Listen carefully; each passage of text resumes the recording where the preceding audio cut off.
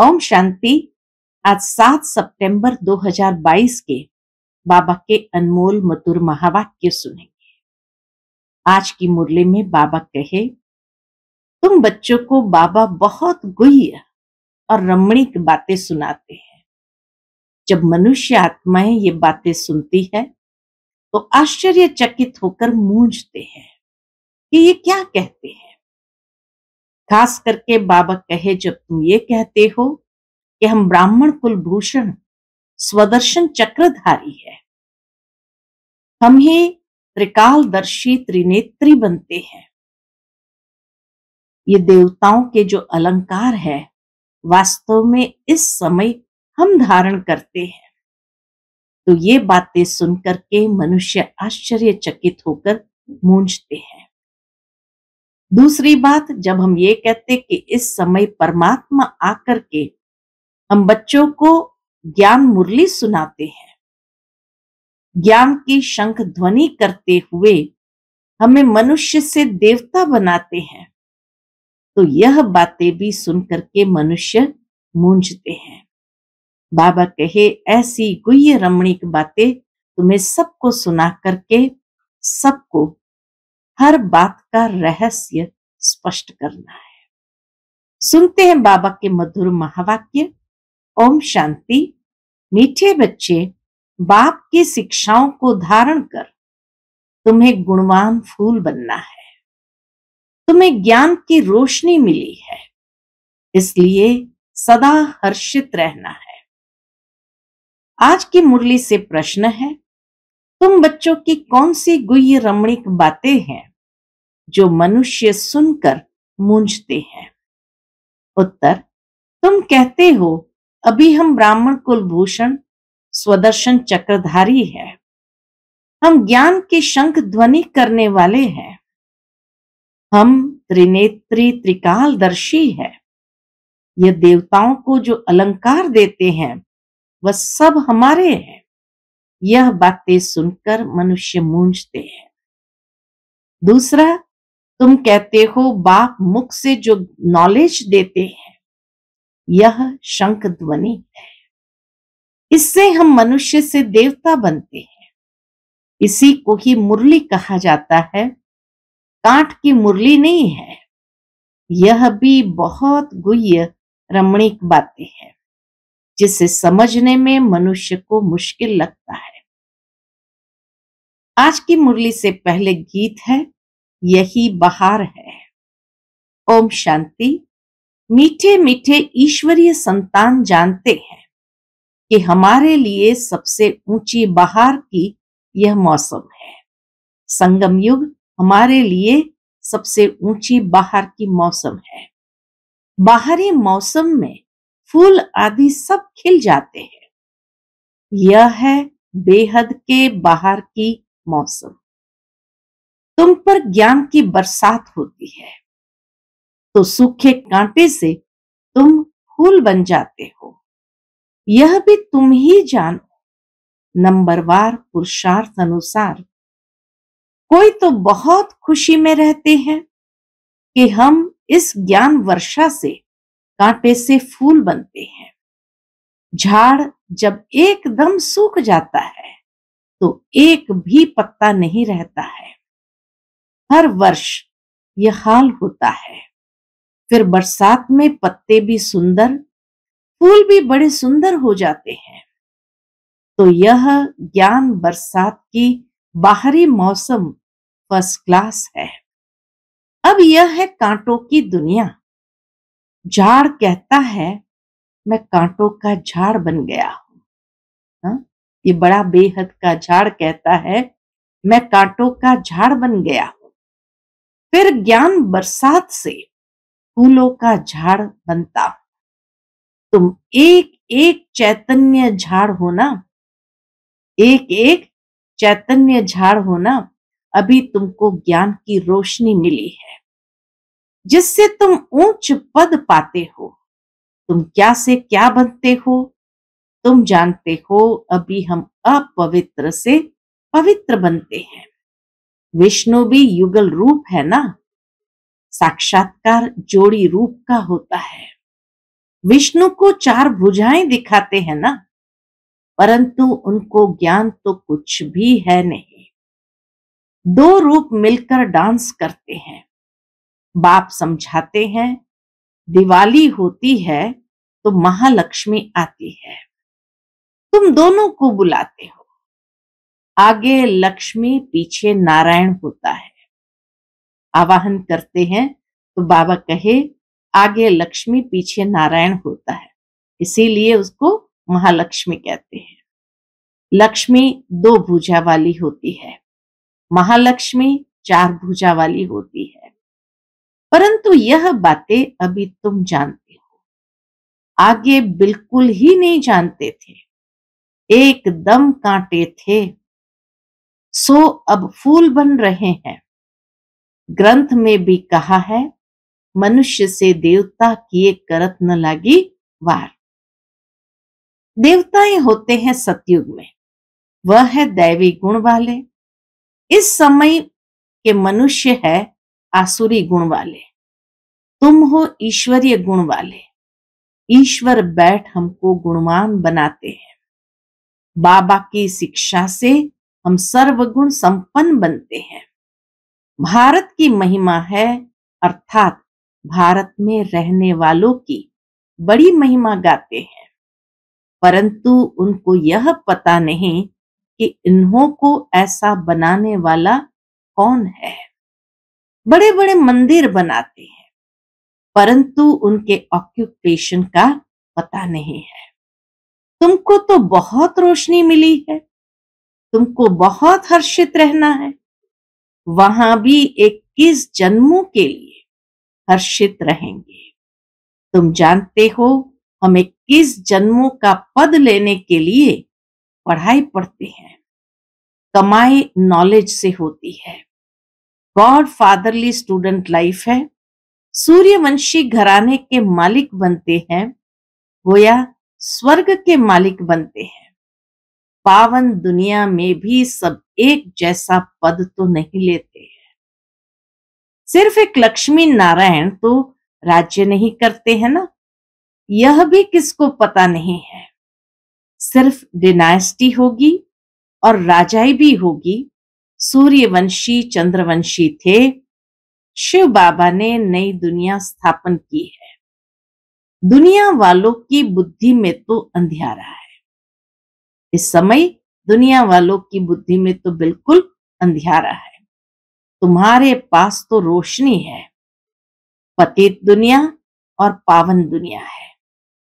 पावन दुनिया में भी नंबरवार मर्तबे है, प्रजा में भी होंगे।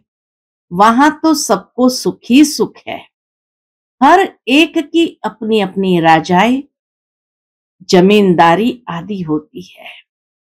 पतित दुनिया में सब पतित है, परंतु उनमें भी नंबरवार है। जैसे सतयुग में ऊंच से ऊंच डिनाइस्टी है लक्ष्मी नारायण की। राधे कृष्ण प्रिंस प्रिंसेस स्वयंवर बाद लक्ष्मी नारायण बने हैं। लक्ष्मी नारायण की डिनाइस्टी कहेंगे, राधे कृष्ण की डिनाइस्टी नहीं कहेंगे। राजाओं का नाम लिया जाता है। थोड़ी सी भी बात कोई नहीं जानते। तुम सब जानते हो, सो भी नंबरवार। राजधानी में तो नंबरवार पद होते हैं ना।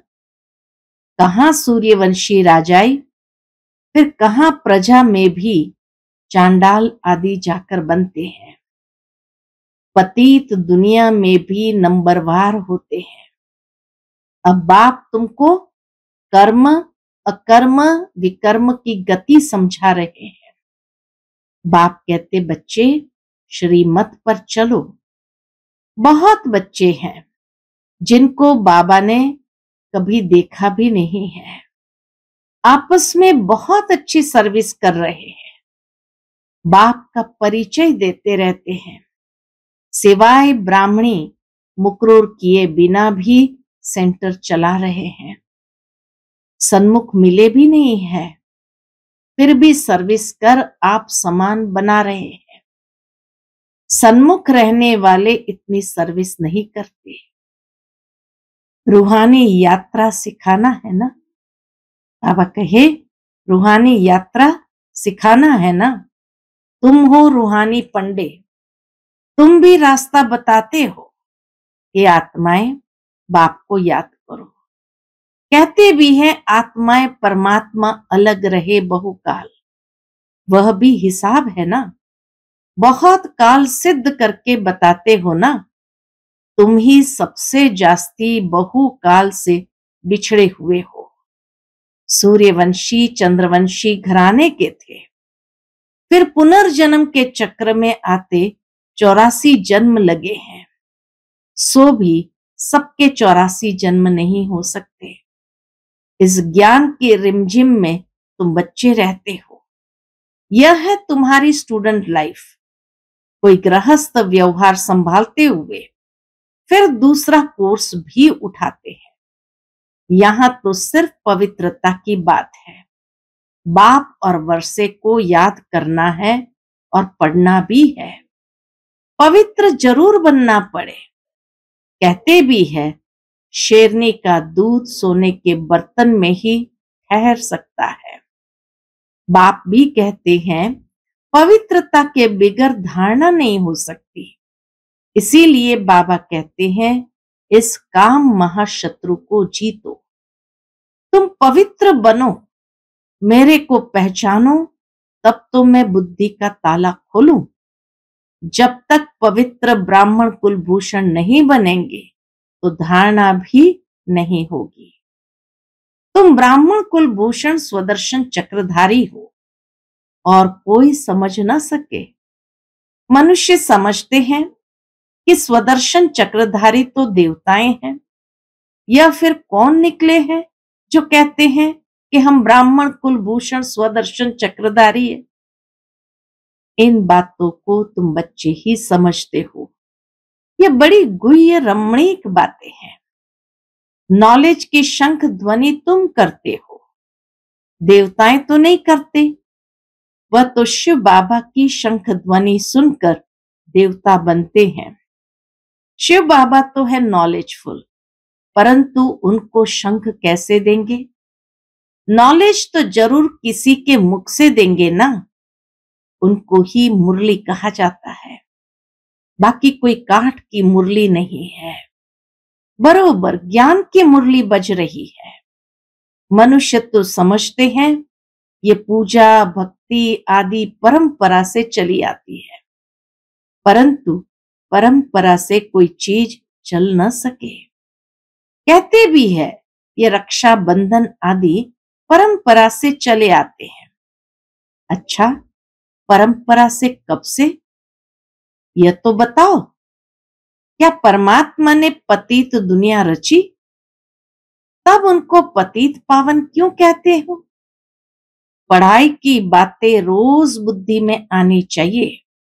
मुख खोलने की प्रैक्टिस करनी चाहिए।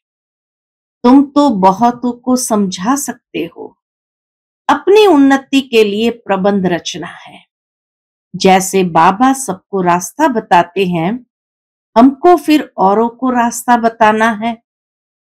तब तो बाप से वर्षा पाएंगे। बाकी दम चक्र मचाने से वर्षा पा नहीं सकेंगे। बाप को बहुत रहम आता है। कितना समझाते हैं, परंतु तकदीर में नहीं है। कितने रत्न मिलते हैं, रत्नों का भी विस्तार बहुत होता है ना। रत्नों में भी फर्क बहुत होता है। कोई की कीमत ₹1,00,000 होती तो कोई की फिर ₹1 होती। यह भी अविनाशी ज्ञान रत्न है जो धारण कर और कराते हैं तो कितना ऊंच पद पाते हैं। बच्चों के मुख से सदैव रत्न ही निकलने चाहिए। बुद्धि समझती है, परंतु मुख से नहीं बोलेंगे तो उसकी वैल्यू क्या होगी? जो मेहनत करेंगे, आप समान बनाएंगे तो फल भी बहुत मिलेगा। यह सर्विस करना और सिखलाना भी कम सर्विस है क्या? तुम्हारी बुद्धि में अब रोशनी आ गई है। सबसे बड़ा शाहूकार कौन है? तो 10-12 नाम ले लेते हैं। तुम भी जानते हो इस ड्रामा में मुख्य कौन कौन है? परम पिता परमात्मा Shiva creator, director, principal actor है। ऊंचते ऊंचे शिव बाबा। फिर है सूक्ष्म वतन, स्थूल वतनवासी। ये सब बातें तुम अभी जानते हो। लाखों वर्ष कल्प की आयु नहीं है, कल्प की आयु ही 5000 वर्ष है। मनुष्य मात्र तो कितने घोर अंधियारे में है। तुम अब अज्ञान अंधेरे से निकल कितनी रोशनी में आए हो। कोई तो रोशनी में आए हैं, कोई फिर अंधियारे में ही पड़े हैं। इसमें है सारी बुद्धि की बात। कोई तो विशाल बुद्धि झट समझ जाते हैं। आत्मा तो है ही स्टार मिसल। भ्रुकुटी के बीच में बड़ी चीज तो ठहर भी न सके। जरूर ऐसी चीज है जो इन आंखों से देखने में नहीं आती। इतना सूक्ष्म ते सूक्ष्म आत्मा का स्वरूप है। बड़ी चीज हो तो दिखाई दे। आत्मा तो अति सूक्ष्म है, बिंदी मिसल। यह है गुह्य ते गुह्य बातें। शुरू में अखंड ज्योति तत्व कहते थे। शुरू में स्टार कहे तो समझ न सको। सारी नॉलेज एक ही दिन में थोड़ी दे देंगे। दिन प्रतिदिन गुह्य बातें बाप सुनाते हैं। ज्ञान सागर से अथाह धन मिलता है। जब तक जीना है तब तक ज्ञान अमृत पीते रहना है। पानी की बात नहीं है। ज्ञान सागर से ज्ञान गंगाएं निकलती है। वह तो पानी का सागर है। कहते हैं गंगा अनादि है। यह स्नान आदि चला आता है। तुम देखते थे बच्चियां ध्यान में जाती थी तो गंगा जमुना नदी में जाकर रास विलास करती थी। यहां तो डर लगता है कि डूब न जाए। वहां तो डूबने आदि की बात ही नहीं रहती। कभी एक्सीडेंट हो नहीं सकता। तो यही बहार है। जबकि तुम कौड़ी से हीरे अथवा पतित से पावन बनते हो। पावन दुनिया बनेगी तो जरूर पतित दुनिया का विनाश होगा। महाभारत में तो पूरा दिखाया नहीं है। दिखाते हैं पांडव पहाड़ों पर जाकर गल मरे, साथ में कुत्ता ले गए। क्या पांडव कुत्तों को भी पालते हैं क्या? तुम तो कुत्ता पालते नहीं हो। कुत्ते का मान कितना रखा है। बहुत लोग कुत्ता पालते हैं। बाप तुम बच्चों को समझाते हैं कि तुम बच्चों को बहुत हर्षित रहना है। तुम्हारे पर नित्य ज्ञान वर्षा हो रही है। तुम जानते हो कि बाबा कैसे आते हैं, ज्ञान वर्षा करते हैं और भारत में ही आते हैं। इसलिए भारत की बड़ी महिमा है। भारत ही अविनाशी खंड है। भारत ही अविनाशी बाप का बर्थ प्लेस है।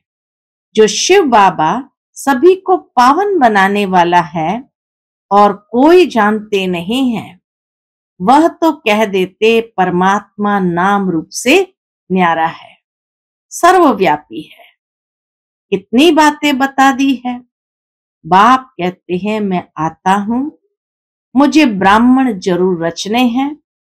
कहते भी है कि हम ब्रह्मा की औलाद है। तब तो ब्राह्मण कहलाते हैं, परंतु यह बातें भूल गए हैं। शिव बाबा ने क्या आकर किया? शिव बाबा ने क्या आकर किया? कैसे ब्रह्मा मुख वंशावली बनाया? तुम अब जानते हो। शिव बाबा आए हैं, वह है रचयिता, तो जरूर नई दुनिया ही रची होगी। किसको भी पता नहीं है। न जानने के कारण गालियां देते रहते हैं। इसलिए बाप कहते हैं यदा यदा ही धर्मस्य। ये किसने कहा? श्री कृष्ण ने तो नहीं कहा। श्री कृष्ण की आत्मा को भी अब मालूम पड़ा है कि हम 84 जन्म लेते हैं। तुम जो पहले पास हो, ट्रांसफर होते हो, वही पहले जन्म लेते हो। तुम्हारी बुद्धि में कितनी रोशनी है। ऑपरेशन करते हैं तो एक आंख निकाल दूसरी आंख डाल देते हैं, जिससे रोशनी आ जाती है। कोई का डिफेक्ट रह भी जाता है। तुम आत्माओं के ज्ञान चक्षु खत्म हो गए हैं। वह देने के लिए बाबा आया है। तुम्हारे ज्ञान चक्षु खुल रहे हैं। तीसरा नेत्र ज्ञान का है, जो अब तीसरा नेत्र फिर देवताओं को दे दिया है। अलंकार, चक्र आदि भी विष्णु को दे दिया है। वास्तव में तीसरा नेत्र तुम ब्राह्मणों का है। तुम ही हो सर्वोत्तम ब्राह्मण कुलभूषण। दैवी कुल और आसुरी कुल है। वर्ण कहो, कुल कहो, बात एक ही है।